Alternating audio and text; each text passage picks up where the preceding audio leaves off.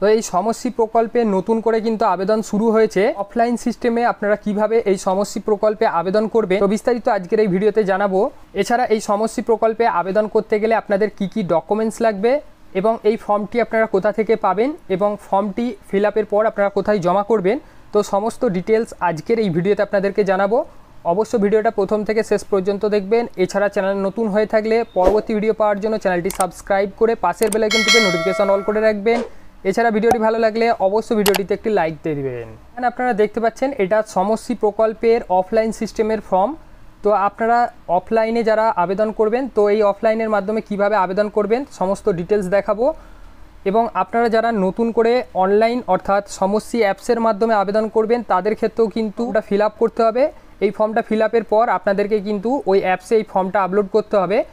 তো যারা অনলাইনেও আবেদন করতে চান তারা এখানে আগে এই ফর্ম ফিল আপটা দেখে নেবেন এবং পরবর্তীতে আমরা কিন্তু অনলাইন প্রসেস দেখিয়ে দেবো।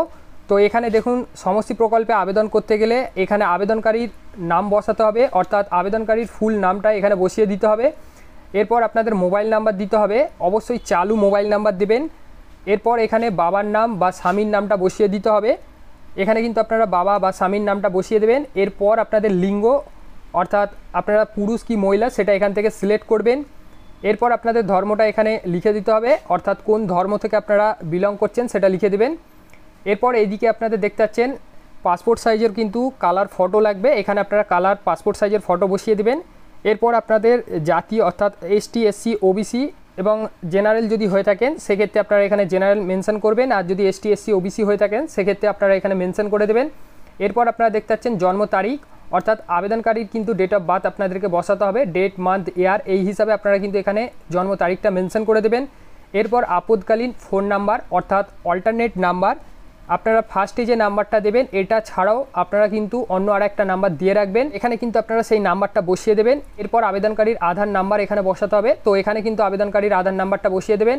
এরপর খাদ্যসাথী অর্থাৎ রেশন কার্ড নাম্বার এখানে আপনাদেরকে খাদ্যসাথী বা রেশন কার্ড নাম্বারটা বসিয়ে দিতে হবে। এরপর আপনারা দেখতে পাচ্ছেন ভোটার কার্ড নাম্বার, তো আপনারা কিন্তু আবেদনকারীর ভোটার কার্ড নাম্বারটা বসিয়ে দেবেন। এরপর এখানে চলে আসবেন, নিচে দেখতে পাচ্ছেন স্থায়ী ঠিকানা অর্থাৎ আবেদনকারীর স্থায়ী ঠিকানাটা এখানে দিতে হবে, অর্থাৎ বর্তমানে কোথায় বসবাস করছে সেটা এখানে দিতে হবে। তো এখানে আপনাদের মহকুমাটা উল্লেখ করে দেবেন। এরপর আপনাদের ব্লক বা মিউনিসিপ্যালিটি বা কর্পোরেশন যেটা হবে সেটা এখানে আপনারা মেনশন করবেন। এরপর আপনাদের গ্রাম পঞ্চায়েত বা ওয়ার্ডের নামটা লিখে দেবেন। এরপর আপনাদের থানাটা লিখে দেবেন। এরপর আপনাদের পিনকোড নাম্বার যেটা হবে সেটা এখানে লিখে দেবেন। 3 নম্বরে এখানে আপনারা দেখতে পাচ্ছেন কর্মক্ষেত্রের ঠিকানা অর্থাৎ আপনারা কোথায় কাজ করেন সেটার সমস্ত ডিটেলস দিতে হবে। যদি আপনারা ভারতবর্ষের মধ্যে পশ্চিমবঙ্গ ছাড়া অন্য কোনো রাজ্যে কর্মরত হয়ে থাকেন সেক্ষেত্রে আপনাদেরকে এই এটা ফিল আপ করলেই হবে, আপনাদেরকে বি সি ডি কোনোটাই ফিল আপ করতে লাগবে না। ভারতবর্ষের বাইরে কর্মরত তাদের ক্ষেত্রে কিন্তু বিটা ফিল আপ করতে হবে, অর্থাৎ যে কোনো একটা এ বি সি ডির মধ্যে যে কোনো একটা আপনাদেরকে ফিল আপ করতে হবে। যদি আপনারা ভারতবর্ষের মধ্যে পশ্চিমবঙ্গ ছাড়া অন্য কোনো রাজ্যে কর্মরত হন সেক্ষেত্রে এ ফিল আপ করবেন, আর যদি ভারতবর্ষের বাইরে যদি হন সেক্ষেত্রে বিটা ফিল আপ করবেন। এখানে আপনারা দেখতে পাচ্ছেন তো এখানে রাজ্যের নাম উল্লেখ করতে হবে এবং সেই রাজ্যে থানার নামটা উল্লেখ করতে হবে। আর যারা ভারতবর্ষের বাইরে অর্থাৎ ভারতবর্ষের বাইরে কর্মরত তারা আবেদন করলে এখানে কিন্তু দেশের নাম উল্লেখ করতে হবে এবং কর্মসংস্থানের ঠিকানা দিতে হবে। এবং এখানে আপনারা দেখতে পাচ্ছেন পাসপোর্ট নাম্বার অর্থাৎ বৈধ পাসপোর্ট নাম্বার এখানে বসিয়ে দেবেন। এরপর আপনারা নিচের দিকে স্ক্রল ডাউন করে চলে আসবেন, এখানে আপনাদের কাজের ধরন মেনশন করতে হবে। এখানে আপনারা দেখতে পাচ্ছেন কী ধরনের কাজ করেন এখান থেকে আপনারা সিলেক্ট করে নেবেন, অর্থাৎ কী ধরনের কাজ করেন সেটা কিন্তু এখানটাতে আপনারা মেনশন করে দেবেন। এরপর আপনারা চলে আসবেন এখানে বাইরে যাওয়ার দিন বা প্রস্তাবিত দিন অর্থাৎ আপনারা ঠিক কবে বাইরে গেছেন সেই ডেটটা আপনাদেরকে এখানে মেনশন করতে হবে। এরপর প্রতিদিন কত টাকা করে পারিশ্রমিক বা প্রস্তাবিত পারিশ্রমিক আপনারা পান সেটা এখানে মেনশন করতে হবে, এখানে আপনারা বসিয়ে দেবেন। এরপর নিচে চলে আসবেন, এখানে বলেছে স্বনিযুক্ত এজেন্ট দ্বারা নিযুক্ত বা এজেন্ট ছাড়া নিযুক্ত বা অন্য কোনো ব্যক্তির দ্বারা নিযুক্ত আপনারা কার মাধ্যমে নিযুক্ত হয়েছেন সেটা এখানে মেনশন করবেন। তো এখানে আপনাদের ক্ষেত্রে যেটা হবে সেটার মাথায় আপনারা টিকমার্ক লাগাবেন। এরপর যেটা হবে সেটা এইখানে আপনারা দেখতে পাচ্ছেন এজেন্ট দ্বারা যদি আপনারা নিযুক্ত হয়ে থাকেন সেক্ষেত্রে এজেন্টের নামটা মেনশন করতে হবে। এরপর নিয়োগকর্তার নাম মেনশন করতে হবে এবং তার কিন্তু মোবাইল নাম্বার দিতে হবে এবং নিয়োগকর্তার ঠিকানা এখানে আপনাদেরকে মেনশন করতে হবে। তো এরপর আপনাদেরকে নিচের দিকে চলে আসতে হবে, এখানে আপনাদের দেখতে পাচ্ছেন ব্যাংক সংক্রান্ত তথ্য দিতে হবে, অর্থাৎ আপনাদের ব্যাংকের সমস্ত ডিটেলস দিতে হবে, আপনাদের ব্যাংকের নাম দিতে হবে, ব্যাংকের ব্রাঞ্চের নামটা দিতে হবে, এরপর আপনাদের অ্যাকাউন্ট নাম্বার দিতে হবে, এরপর আপনাদের ব্যাংকের আইএফএস কোড নাম্বারটা দিতে হবে। তো আপনাদের দেখবেন ব্যাংকের প্রথম পৃষ্ঠাতে কিন্তু সমস্ত ডিটেলস থাকবে, ব্যাংকের নাম, ব্যাংকের branch name, bank account number এবং আপনাদের ব্যাংকের আইএফএস কোড নাম্বার থাকবে। সেটা দেখে দেখে ডিটেলসটা ফিল আপ করবেন। এরপর আপনাদের নমিনি অর্থাৎ আপনারা কাকে নমিনি করতে চাচ্ছেন সেটা কিন্তু এখানে দিতে হবে। তো যাকে নমিনি করতে চান তার নাম এখানে মেনশন করবেন, তার মোবাইল নাম্বার দেবেন, এরপর নমিনির সঙ্গে আপনার কি সম্পর্ক সেটা এখানে মেনশন করতে হবে, এরপর নমিনির আধার নাম্বার এখানে মেনশন করবেন। তো এরপরে আপনারা দেখতে পাচ্ছেন আবেদনকারীর রেশন কার্ডের সমস্ত ডিটেলস দিতে হবে। রেশন কার্ডের ধরনটা এখানে আপনাদেরকে মেনশন করতে হবে, অর্থাৎ কোন ধরনের রেশন কার্ড সেটা কিন্তু আপনারা এখানে মেনশন করবেন। এরপর আপনাদের রেশন কার্ডের নাম্বারটা এখানে মেনশন করে দেবেন। এরপর রয়েছে আপনার কি পরিবার রয়েছে, যদি আপনার পরিবার থাকে সেক্ষেত্রে আপনারা হ্যার মাথায় টিক মার্ক লাগাবেন, আর যদি আপনাদের পরিবার না থাকে অর্থাৎ যদি অবিবাহিত হয়ে থাকেন সেক্ষেত্রে আপনারা নায়ের ওপর টিক মার্ক লাগাবেন। এরপর যদি আপনাদের পরিবার থাকে সেক্ষেত্রে আপনাদের পরিবারের সদস্যদের নাম লিখতে হবে এবং তাদের লিঙ্গটা মেনশন করতে হবে, তাদের বয়স মেনশন করতে হবে, তাদের আধার কার্ড নাম্বার দিতে হবে এবং তাদের সঙ্গে আবেদনকারীর কি সম্পর্ক সেটা এখানে মেনশন করতে হবে। এরপর আপনারা নিচের দিকে দেখতে পাচ্ছেন এখানে আপনাদের যে সমস্ত ডকুমেন্টস জমা করতে হবে। তো এখানে আপনাদের দেখতে পাচ্ছেন পাসপোর্ট আকারের ছবি অবশ্যই এখানে আপনাদেরকে অ্যাটাচ করতে হবে।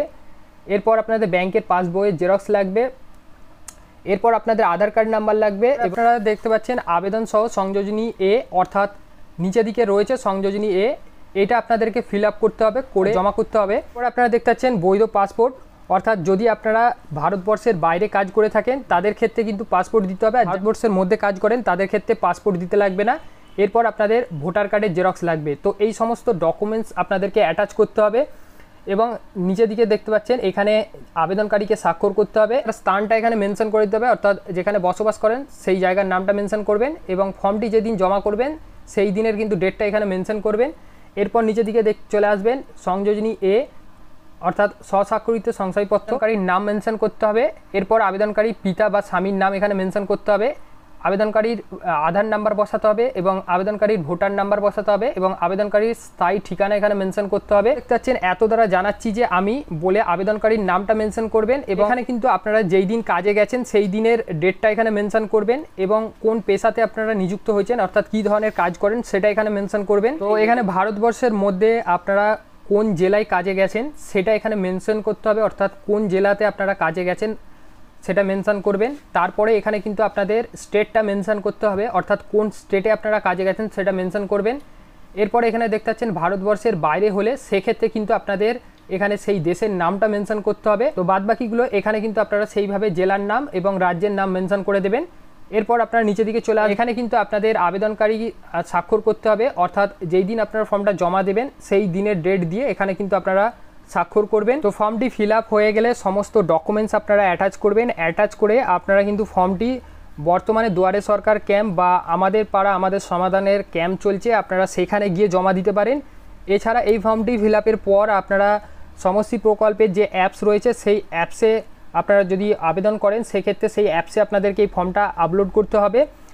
তো সেক্ষেত্রে এই সমস্ত ডকুমেন্টসের জেরক্স আপনাদের লাগবে না, সেখানে কিন্তু এই সমস্ত ডকুমেন্টসগুলোকে আপনাদেরকে পিডিএফ ফাইলে কনভার্ট করতে হবে, কনভার্ট করে সেখানে আপলোড করতে হবে।